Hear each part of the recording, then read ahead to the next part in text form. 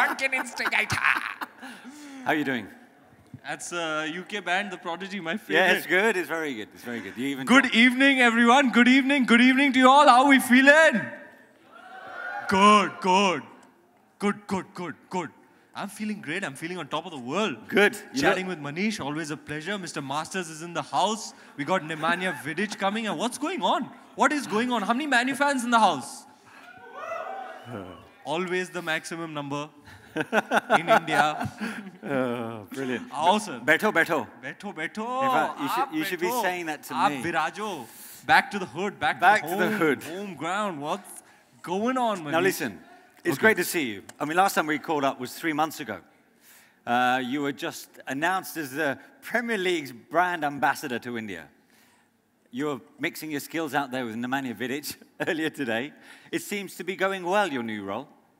Well, I have to say, it is a matter of great honor, a huge privilege to be the brand ambassador of the Premier League, which I genuinely believe is the best league in the world.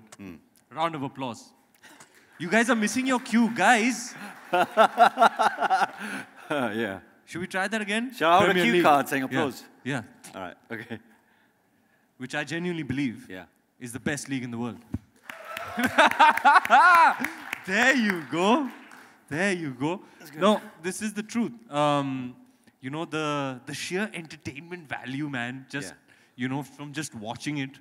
I've been into Premier League football now since the turn of the century, almost like 17, 18 years now. Hooked the minute it started getting telecast in India. And I watched my first Premier League match where I met you a day after. We just showed the video. Can you imagine that being your first ever live Premier League game? I can't believe it. It's 3 goals in 5 minutes. It's the stuff of dreams. It's like straight out of a script. I'm watching Arsenal-Liverpool at the Emirates. You have that kind of a humdinger of a contest. I could not have asked for more. So many goals. I met so many of my footballing idols. I met Sadio Mane, Patrick Vieira. I was like jelly when I met Patrick Vieira. I was like, hey, this is Patrick Vieira at the Emirates. So being an Arsenal fan, you have to understand the sentiment. All this is a huge deal for me, just coming back to being the brand ambassador. First, it initially started as just excitement. You know, something that I'm so into. To be selected as the brand ambassador, it was just sheer excitement. And then it kind of dawned on me that it comes with a sense of responsibility. You know, you have to, I feel like I now have a role in growing and developing the sport of football and promoting sports culture in India. So I'm thoroughly enjoying it. I get to watch matches. You know, I get to be a part of these wonderful initiatives like the Premier Skills Initiative. Which you saw today, Yes, I get to meet these legends. It's a real trip. It's surreal. It's like my Twitter bio says, it's like living the dream. Why did you choose Arsenal? Okay. Oh no, there's nothing wrong with Arsenal. I'm just asking, you know. But why does your tonality have that undercurrent of? It's not meant to. It's because I'm a Leicester fan. It just came. It came out naturally. I like Jamie Vardy. Yeah, he's having a party all the time. So Arsenal, because my history with football, it started in the early 90s. You know, we used to watch World Cup football. That was the kind of football that we had access to watching. So I started with Roberto Baggio and the likes. You know, I was a huge fan of the Italy national squad. Brazil, of course, 96, 98, started growing up a little more, getting more and more into football. We started getting access to video games. You know, that kind of, you know, you learn the names. And then you see the same people. So it was with international football. And then league football started being telecast, you know, and once I started watching the Premier League, I was hooked, instantly hooked. And at the time, just so happened that Arsenal was going through the purple patch, as they say. The Invincibles were playing at the time. Vieira, Lundberg, Perez, Thierry, the King, Henry. Adams, I mean, come on. Yeah, I mean, that squad playing the most three-dimensional, never been witnessed before kind of football. I was like, look at this team. Look at how they play. They play the game in a principled way, the way football should be played, playing it well, winning, and making it look damn good. That's why Arsenal. Okay, no, so how about... Listen, you're telling me you are as big... You tell me, have you seen a player as graceful on the ball as Henry? The man, he's like a gazelle. No, I haven't. I haven't. No, it's true. So there's no bigger Arsenal fan than you, right? I mean... No, listen. Yes or no? There are bigger Arsenal fans. But you're pretty big. I'm a pretty right? big Right. Arsenal fan. I've got a killer question for you. Okay. No, don't do it. Don't do it, Manish. Don't do it. No. Not that one. I gotta ask Not you the this. hashtag. No, please, no. No, Manish. Are you ready? Here we go. If you had the choice, one choice, to choose between Arsenal winning the Premier League or India winning the World Cup. India winning the World Cup. Come on, I don't even have to think about that. All right. I just had to test you on that one. Come on, that's a no-brainer.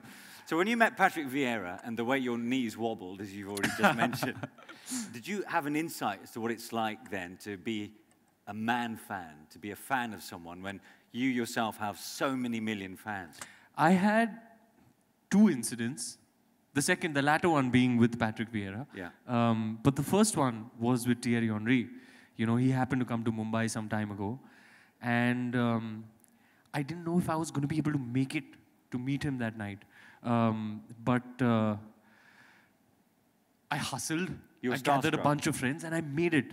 And you know, I was in this, my heart was beating fast and I was trying to get there. And I entered the room and I laid eyes on him. And suddenly all the emotions that I felt watching him play, they all started surging through me. And I was almost moved to tears just seeing this man in person. I have such great reverence. He's one of my favorite footballers of all time. Yeah. And the way he was with me, Manish, with such grace, such a humble guy. He's a cool dude. Yeah. He's like completely a gentleman and charismatic to another level. The amount of patience he showed with not just me, with everybody who was excited to meet him, you know, it changed me forever. And this is very recently. I have so much more value and respect for the fan-celebrity engagement, you know, that I understand. I used to wonder, how is it that some people meet you and then tears? Yeah. You know, I used to find, I had not experienced that myself, so I used to wonder about it. But having been through it, you know, this is the kind of inspiration your idol gives you. Yeah. You know, he, after my interaction with him, it's made me more kind, more humble, more generous. The way he treated people, I watch him, admire him, take inspiration from him, and I try and pay it forward because he inspires me. You try to pay that goodness forward. Yeah. One of the most memorable interactions of my life. Sorry, can I ask you to leave from there? It's distracting. Come. It's all happening. Yeah. He's just like right behind Manish's head. I thought you were looking at me a bit funny, I'll be honest. And then at the Emirates, Kate was there.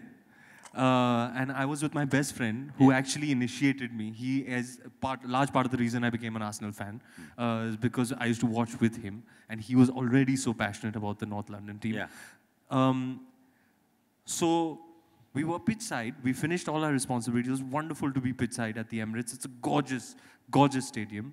And Sadio Mane came out to kind of get a feel of the atmosphere, just get a, you know, feel it out. Yeah, yeah. Shook hands with him. I was like, yes, Sadio Mane.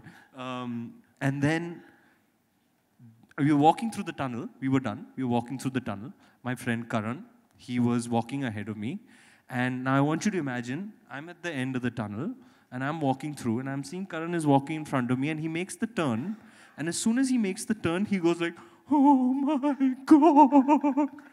So I was like, what's going on here? What's going on? What's going on?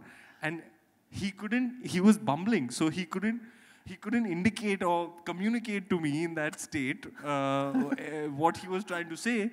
So I was like, what is going on here? And I took the turn. I was like, oh my God. It was Patrick Vieira. You know, he's an imposing figure. He is, yeah. Somebody who I'd never, in my wildest imagination, think that I'd get to meet standing in front of me. It was one hell of a moment. Yeah. One I'll never forget. I have a picture. you know. So I'm fanboying like crazy over the footballers that I meet. These are people you see on television, cheer for, that you have a sentiment, emotional connection with, because you feel for your team. You know, you watch them week after week. So meeting these people, meeting Henry, meeting Perez, meeting Vieira, meeting Vidic, it's surreal. When you're shooting your films, do you get time to watch any of the games? Absolutely. How? I make the time. Are you in between shots? Because Listen, in between scenes, yeah. I'm picturing you looking at your mobile. Yeah. No, is it really true? Yeah, it's true. It's true. That's how you do it. I don't know if I'm allowed to mention the app, but it's definitely on my phone, and it's my favorite app because it allows me to watch the live telecast of the matches. Yeah, yeah. So yeah, first of all, and my manager can vouch for this, every time we're scheduling, it's almost as if there is an understanding we're both conditioned to not keep anything on a Saturday evening or a Sunday evening. You know, that time is a little bit precious. Unless you're in your hideaway, where you're in some hideaway. Yeah, those 20 days are you know, you can't really focus on anything else. No friends, no family time, no nothing. That's really sacred time in the characterization process. But yeah, if I'm out about doing anything that I can't avoid, the scheduling clash. Sometimes matches are at 5 p.m., sometimes 8 p.m., and you're still at work. Then you'll see me with the mobile. They'll be like, "Sir, shot ready." I was like, "Yeah, I'm just touching my makeup up. Just be with you in a second. Just wait for the ball to go out of bounds. Okay, yeah, go give the shot. Come back. You're watching. You know, there's a certain atmosphere on the set, and sometimes." You know, something will happen. You must drive your director crazy. You'll just react with expletives, unmentionables. You'll be like, sorry, it's nothing. It's nothing. So yeah, it is. I have to catch that little window to kind of watch the matches. It's great that we have these apps. That way you don't miss out. Brilliant. Now look, last time I spoke to you, we were still waiting on the release. Of Padmavat. Yeah. I mean, like, blimey. Talk about a film that's obviously rocketed since its release back in December. Did it happen in December? January. January. So, I mean, you were with us in December. We're waiting. So it's made you a very busy man since then. Yeah, it's breaking records all over the place. Yeah, it's doing something I had never imagined. It's one of those rare films that sort of encompasses everything, the critical acclaim, the commercial success, the love of the audience. And it seems to me, the way audiences have reacted to the film, that it's one of those films for the ages, you know. It's one that will be remembered, because those are the films you really want to be a part of. Yeah. You know, films come and films go, but the ones that really matter are the ones that are remembered after years. You know, you can watch it 10 years down the line, 15 years down the line, and still appreciate it. With the films that have that timeless quality, you know, those are the ones that you want most in your filmography. I'm very proud to say Padmavat is seeming to me like it's going to be one of those. And many congratulations to you on that. But to tie the Bollywood thing in with the football, I mean, if you had to play any footballer in the world in a Bollywood movie, which one would it be? I don't know. I don't know. Any suggestions? Anyone? Yeah? Who do you say? Who do you say? Sunil Chhetri, Robin Singh, I don't know. Well, if there was a Premier League player that you could emulate. You mentioned Henry. Would you want to play Henry? I don't have the height to play Vieira. I don't have the looks to play Lundberg. He's got the hair for Lundberg, to be honest. the energy he's got, yeah. I think I pulled off Alauddin Khilji. So maybe I could be Vidic. What do you think? Yeah. Huh? Yeah, that's good. Just a badass. Just like, come at me, bro. Come at me. And if you talk about you being a big Premier League fan, and I know this time last year during the Movement Conference we had Abhishek come in, and obviously he's a big fan of the Premier League. Do you ever watch games with other members of the Bollywood fraternity? Is there a bit of banter between you guys or not? There is banter, yes, there is banter for sure. Banter's one of my favorite things. I'm a big trash talker. And sometimes even in a formal sort of engagement, now and then, I'm not able to control my verbal diarrhea. So yeah, I'm a big trash talker. But yeah, Abhishek's a big Chelsea fan. Yeah. Arjun Kapoor is a big Chelsea fan. And we go back and forth, bantering with each other a lot. So what's going to happen on Sunday? Uh, With the League Cup final? I'm biting my nails, you know. Honestly, sometimes I feel like I can't even watch, you know. And I keep telling myself till the last minute, I can't watch. I can't watch. I'm not going to watch. I'm not going to watch. And I'm watching, and I'm heartbroken. And like you said, I usually like to watch alone unless I'm assured that the people that I'm watching with are the people I want to watch with and not a single extra person. Yeah. Otherwise, that viewing thing is very an immersive engagement for me. So I prefer to watch alone unless it's the 3 or 4 people who I know are on the same page. Yeah. Because when people, I can't go to bars and pubs personally because when people jabber stuff, like I want to get into a fight. So I'd rather, you know, so I just rather watch Shanti Se alone and implode rather than explode, which I think, again, is going to happen on Sunday. Actually, I've seen, there's been a story about Rio Ferdinand getting into a hoodie to stand in the away end at a game to watch Manchester United play and not to get grief from all the other supporters around him. Would you ever do something like that? I mean, Rio's proper thug life, you know? So, maybe, I don't know. It's a bit scary. It's a bit scary. Yeah. It's a bit more comfortable. If you're Rio Ferdinand, you have the confidence to do it. Yeah. Well, he played along Vidic, to be honest, so he's no shy at all. Listen, stay on here because you're going to be part of our next panel discussion. All right. But that's a great way to warm us up for the panel discussion because it's all about fan engagement. Super. And you've spoken about fans and you've been on the receiving end and now how the tide has turned for you with the Patrick Vieira incident. Put your hands together, please, for Ranveer Singh. Thank you, guys. Thank you. So as part of this panel discussion, as I'd said, it's entitled Fan Engagement. Now, it's our final discussion of the entire conference after 2 days.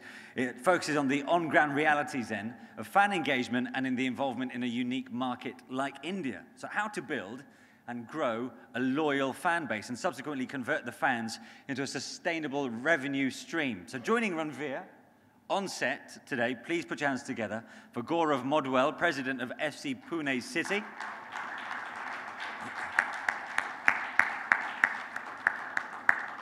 Arvind Ainagar, CEO, Sports Interactive.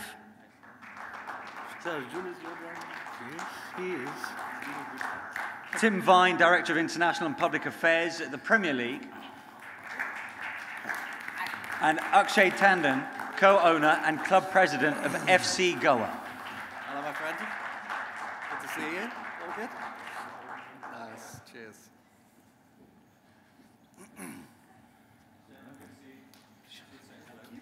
Nice to meet you, mate. Official welcome. Nice to see you. Now, we'll do really well to get a word in edgeways. Let's get the ball rolling. Gaurav, Akshay, I mean, to you both, obviously you've got franchises in the ISL. What are the key factors involved? Tell me about, in terms of building, growing a loyal fan base for football stakeholders in India. You've both got, have you got microphones on, haven't you? Okay, Gaurav, we'll start with you. Yeah, so if you look at fan bases in India, you can see there are 2 different countries. One where he comes from, which is Goa, Bengal, Northeast, Kerala. Yeah. And then there's rest of India. The part that I come from, and you will understand where the fan engagement process starts for us, is at the end of the first year of ISL, once the season was over, first year was very hurried. We never got time to engage with fans. At the end of the first year, we got onto social media, we saw who are the fans who are writing to us, and we had a call out for all the fans to come, and we did a fan meet, bringing all our key players for the fan meet. We are expecting a few thousand to come. Right. There were 21 people who walked in. 21? 21. And that's where we sat, and we said, what's the next step? Where do we go from here? And we started a slogan, which is everyone 21. We said, each one of us, let's try to get 21 more guys to come. And that's where the Orange Army, which is now the militant fan group, official fan group, which is there. And now we have a few thousands. We fill up the stadiums with 8,000, 10,000. But it's been a journey which started from there, very unlike Akshay. So I'll leave it to him to explain how it's been in Goa. But for us, it's a very challenging journey from there. But I'm very happy in 2.5 years. We have created a very, very loyal fan base. We travel to various places. There's away travels. And things are improving from there. So may I? Hello. You're a moderator. How is Arjun Kapoor working out? Arjun is doing pretty well. So I think he's doing very well. I've seen all his expressions in his social media posts. Yeah, just like that. Yes. Just like that. Isn't that too good? I love it. Thankfully, he brings a we are great giving energy. him an opportunity to do it because we're winning some games. Yeah, he's bringing good energy. Yeah? I mean, honestly, if I may say so from my point of view, ever since he's associated, you know, there's a great energy around Pune. Yes. And it helps because he's himself a football fan like you. So it helps in terms of engaging with the fans. So yeah, it's working out well. Akshay? So we bought in to FC Goa about 1.5 years ago, at a time when FC Goa was going through quite a tumultuous stage. They weren't sure about whether they were going to continue. There was question about their ownership, and that's what we sort of came into. And I think that's where I learned sort of my first lesson about fan engagement. I come from a marketing background, so I thought fan engagement was, your traditional engagement, and we measure engagement. But I think my first lesson was that engagement is emotional, and purely emotional, because when we came in, initially we were resented. We weren't from there. We came into something, and we had to learn to kind of channel that resentment, because we had to take ownership and realize, look, this is their passion. This is their engagement. Even though they aren't happy about this change and us coming on board, we have to take this and realize that we have to be grateful for the fact that they care enough to not like us, and sort of work from there. And I mean, having a marketing background, our social media engagement numbers were through the roof. But true engagement really comes in, like we saw that beginning of this year, when the product is good, which is the team is playing well, they appreciate what's happening on the pitch, and you're doing something for the youth of Goa and the grassroots and stuff, and that's what really sort of turned it around for us, I think. But wouldn't the bottom line just be success on the pitch means a bigger fan base? Or is that far too simple? So, I spend a lot of time in understanding a fan and his psychology, because we had to do it. We had to build it from scratch. There was one of the trips when I went to Premier League, and we were meeting a lot of clubs, and we asked them, how do you define a fan? Where does the process start? And a number of times it was when he comes for the first time to the stadium or buys the first season ticket. A lot of time those answers came, and I was left wondering that we will have to think about our own formula, our own framework to look at it, because even the Man United fans or Arsenal fans in India don't fall under the fan definition there, because they would never be going there. So I started personally doing a lot of research work on forming our own model, our own framework. And if I take a couple of minutes to tell you where it comes from. Yeah, by all means. So there's an organization behaviorist called David McClelland who talks about the need of a human being. He did his work about 20 years after the Maslow, and he came out with the 3 important needs that a person has: the need for power, the need for affiliation, and the need for achievement. The NAC, the N affiliation, and N power. And we figured out that fans actually need this, and we started creating a framework in Pune City, which is to create a platform where they engage. So affiliation, they all come together, they go for away matches, they experience things together, they chant together. The second one was for the need for power. So it's a proximity to power. We laid down an access to them to approach us in the club. For that matter, every week, I talk to the fans at least 3 to 4 times through social media. And this is for 2.5 years now. So we have been doing it on a weekly basis with them. A proximity to us, and most important is what you asked about winning, which is a sense of achievement, a need for achievement. And that comes from winning. And we laid down our youth teams. We started participating. We lifted the IFA Shield. which is Joy was talking about, the one which in 1911 Mohan Bagan beat. It's the same shield. Our youth teams went and won that. We're doing much better now, and obviously it helps to win. But there's much more emotional connect. Tim, in England, engaging the fans is solely down to the clubs, isn't it? So what is the Premier League's perspective on that? Well, I think it's a combination, to be honest, Manish. There is a role for the league, and Martin, my colleague Martin Axford, I think, described very eloquently how we engage fans globally through our digital sites. But we help the clubs in terms of engaging fans in England. Particularly in these last 3 years, we've looked to make a real effort to encourage away fans. I think you'll all agree that one of the unique things about the Premier League is that the stadiums are full, and that is because we have such huge away support. Fans will travel up and down the country supporting their team. So we sought to get agreement from our clubs at the beginning of this last broadcast deal to ensure that no fan would pay more than £30 for an away ticket, which was fantastic news. And some clubs have actually sought to build on that and take it on another level. Watford, for example, have ensured that no fan will pay more than £40 in total for their away trip. So, for example, if Leicester City charge £25 for that ticket, they will not go beyond £15 in travel, so they will subsidise their coach or train up, which is fantastic news. And I think that is where we can support the clubs in their efforts. Yeah. I see you nodding away, Arav. What were you thinking just then? You think those are good initiatives, clearly? No, I think those are great initiatives, right? And in my role around a company called Sports Interactive, we work with a number of leagues, right? So globally, we work with guys like a UEFA and a FIFA building fantasy games. But domestically, we work with the Pro Kabaddi League, which is a brand new sport that's trying to engage a fan base. And so we've seen, someone have 21 followers. We've seen someone with 21 million followers, right? And so there's just a spectrum across the board.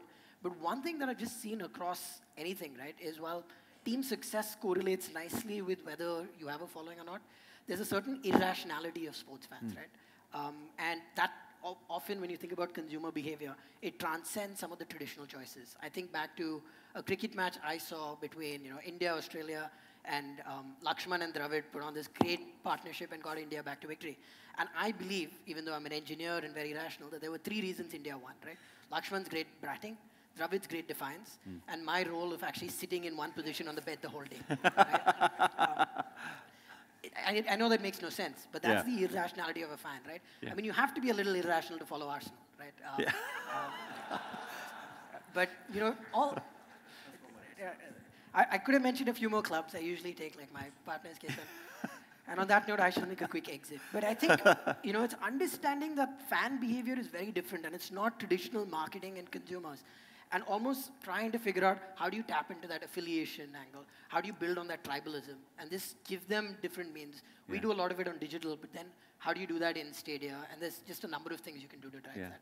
Manish, whilst we've got our irrational Arsenal fan here, can I, I'm acting like the Sky Sports News breaking ticker here. Arsenal have just drawn AC Milan in the Europa League. So I thought we should look for some reaction from Ranveer. Yeah, that's what I was thinking. Yeah. Good luck with that one.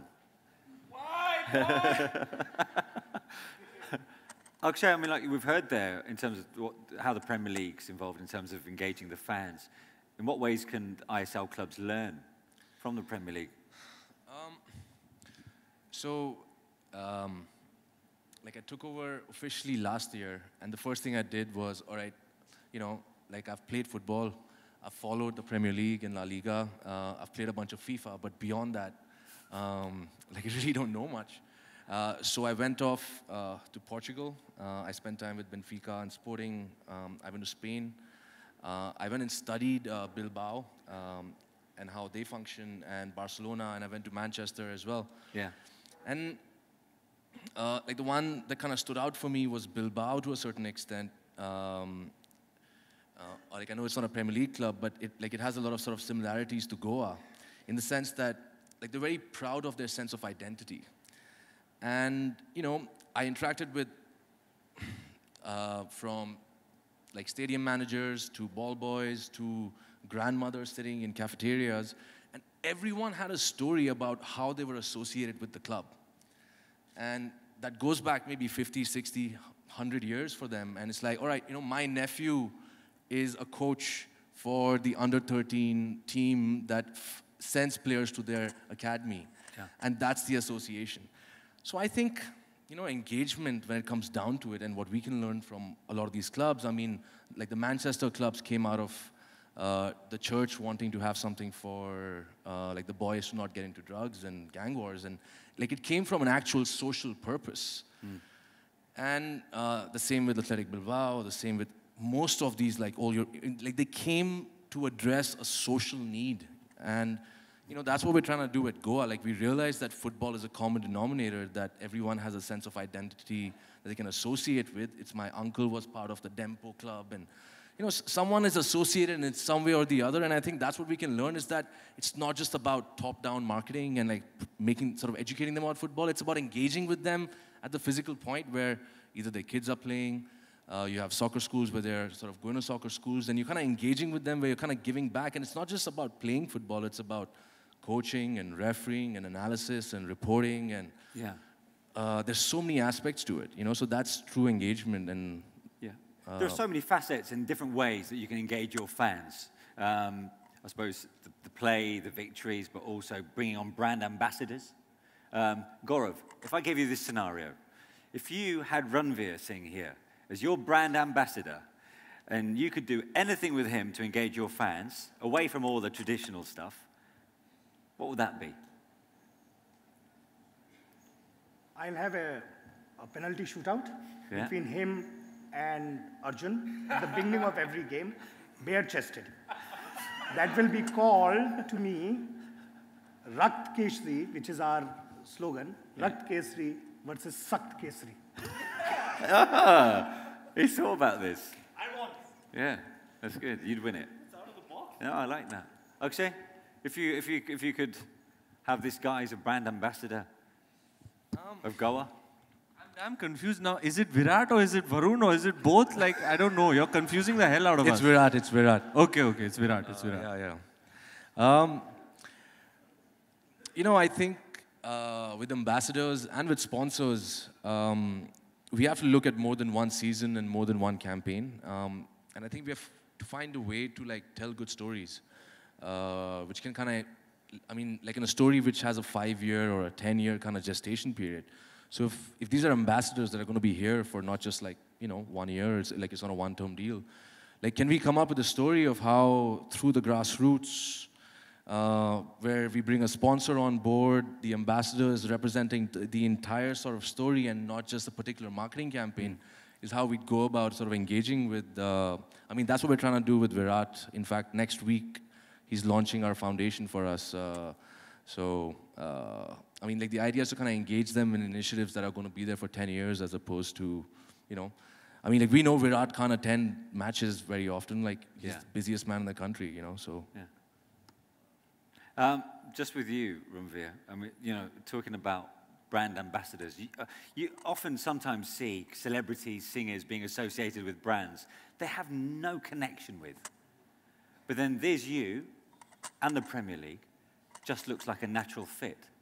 And some people might be skepticism, but you bring genuine enthusiasm when it sits in your lap and there is that natural link between you and that other brand. That is of utmost importance to me, that any entity that anything that I associate with has to be genuine. Yeah. It has to be bona fide. If it's not the Premier League, let me say it's another thing. I'm selling a toothpaste.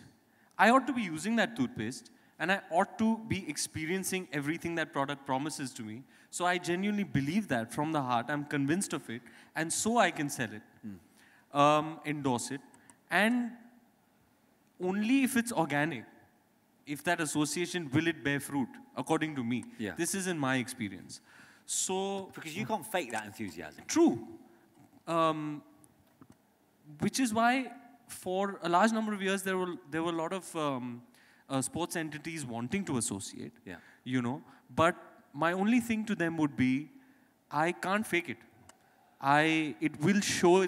The seams will show at some point. You know, it'll show that it's not really heartfelt. Yeah. So when the Premier League came along, then I absolutely jumped at it, because there's genuinely a connection there. affinity There's there. feeling there. Yeah. So even if, and I love doing this, I'm always on Twitter with you, watching the matches, tweeting.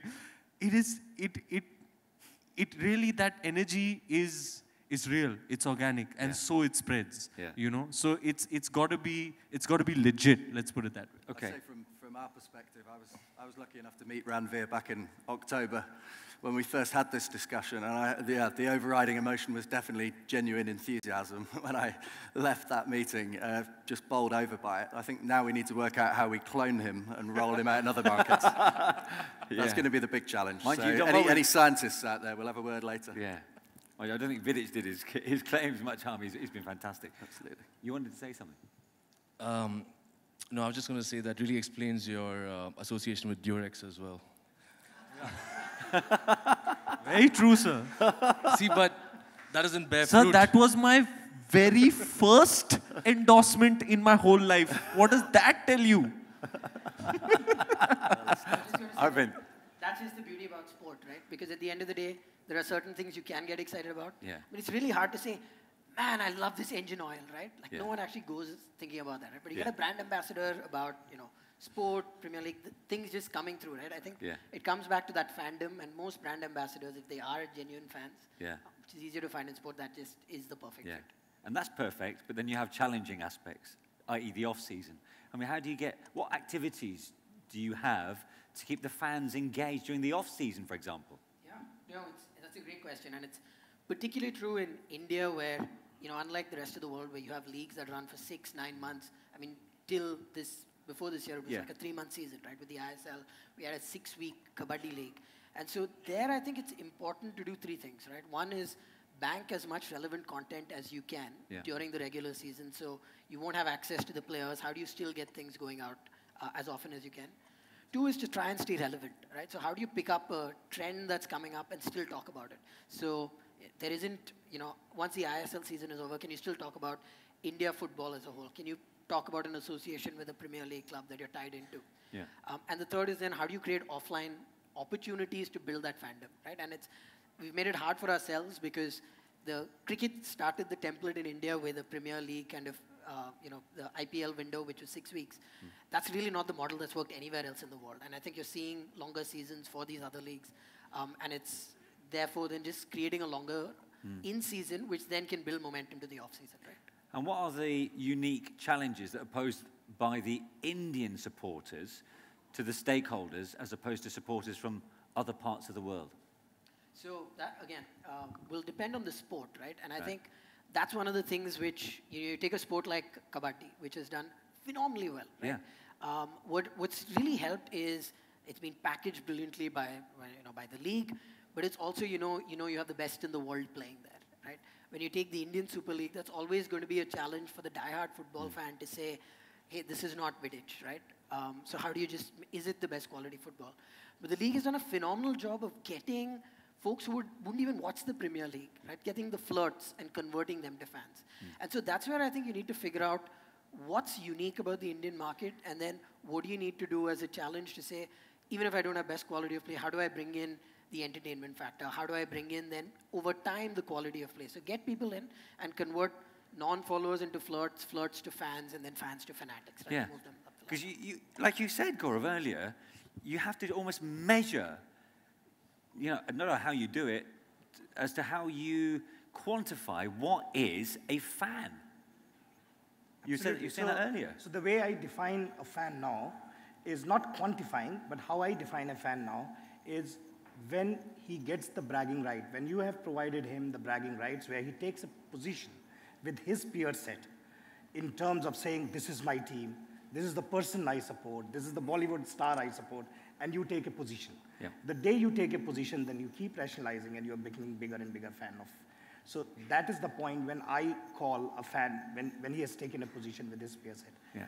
One of the things that I wanted to add to off-season activities, and this was one of the experiences, I was talking to a lot of people in Pune after the first season again, and they told me that, you know what these leagues are, what these franchises are, they are circuses. They come to our city, show the circus for 40 days, 50 days, and they go away. These are not clubs. And that stayed with us for a very long time. So we started building our own training facility. We started our academy. We started a women's team. We started an under 13, under 15, under 18 teams. So for us, the season starts with the preseason in August, goes on till May. We are playing throughout. Wow. We are conducting tournaments with corporates. So we have a corporate Super Cup, which happens every year now, where corporates are participating, who are based in Pune. We are doing, looking at massive following for the European clubs. We have started a tournament between the supporters club. So a Bayern Munich supporters club versus an Arsenal supporter club. We do a tournament. So even when there are 2 months, when there's no activity, we actually continue to engage with them and conduct a lot of footballing activity. I think Gaurav's right. You know, continuing activity year-round, regardless of the length of your season. I mean, there are unique challenges to having short seasons like many of the sports do here in India, but even we at the Premier League in England are having a 10-month season. Getting out there into schools and into the communities, getting the clubs out there, delivering work in the faces of young people particularly, it just builds that following and makes a huge difference. We've recently launched a project called Premier League Primary Stars back home, giving teachers educational resources to teach a whole range of subjects, but using football-related resources. But this just gives our clubs the chance to be in the faces and in the minds and consciousnesses of kids and their parents year-round. And I think there's a huge amount that hopefully can be taken from that. And we're keen to share a bit of experience on that with our friends here in India. Just one final thing. In terms of revenue streams, can you generate that from your fan base? And how do you go about doing that? So different clubs in India would be at different stage of monetization of fans. Yeah. So if you look at Kerala, for example, the Blasters, they should be doing. If you look at, we have been talking about commercial sustainability all this while, and commercial sustainability is not one equilibrium. There are different orbits of equilibrium which will be reached. You will start reaching closer, for the ecosystem, you will start reaching closer to break-evens, and then you will again start investing for the next level. For that matter, the Sevens in Kerala is sustainable. It's running for 30 years. People come and play 7SI tournament. It's been going on for ages. It's sustainable. But it's not without, you need to have an objective. So as we keep moving up the sustainable orbit, Kerala, I think, is in that state. Probably some clubs from Bengal are in that state that they can start clocking 30%, 35% of their revenues from gate receipts. They could reach. Goa probably, I was talking to Akshay, probably would look more like a 10%, 12% levels. We'll be much lower. So the gate receipts are the first step, but it'll take longer time for the rest of the clubs to start creating enough. Yeah. Right now, we are more in a creating reach, creating engagement mode. Yeah. Monetization will come later. Well, look, as we've seen in the creating world, particularly in this country, as soon as you tap into that psyche of the fan, there'll only be one way to go, and clearly that is on the way up. And we wish you all the very best, of course, at Pune, of course, and at Goa. And, Arvind, Gaurav, Tim, Akshay, thank you so much indeed for your time. Mr. Singh. Thank you. Is there any wacky ideas you might have to leave us with to get fans engaged or not? Well, I think today was a wonderful experience. We engaged with children, myself and Nemanja Vidic, at Andrews Ground. And there you sort of saw the vision actually transpiring, right? At its very core, you want to get young people engaging with football across the world. And football being the beautiful sport, the one that binds the whole world together, transcends boundaries, transcends cultures. It's a language people speak across the world. It's almost, I don't even know what to call it. Is it a language? Is it a religion? Is it an emotion? Football is this amazing thing, and to encourage young people will, that sustainability factor will be, on an overarching level. You have a lot of young people now in India there are so many more football fans in this generation, because they've had access to that. So to promote grow and develop the sport itself from a 360 point of view.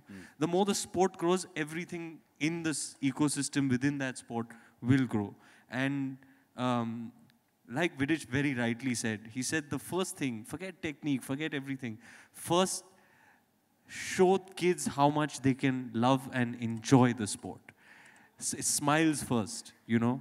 You get it, for the next generation it's important that the kids are encouraged and shown the way. Give them a ball, let them kick it around, let them dribble, let them score, let them feel that emotion, let them become fans of football. Okay. Well, having people like you involved can only help. Gentlemen, thank you so much indeed for the last half an hour. Please put your hands together. Thank you.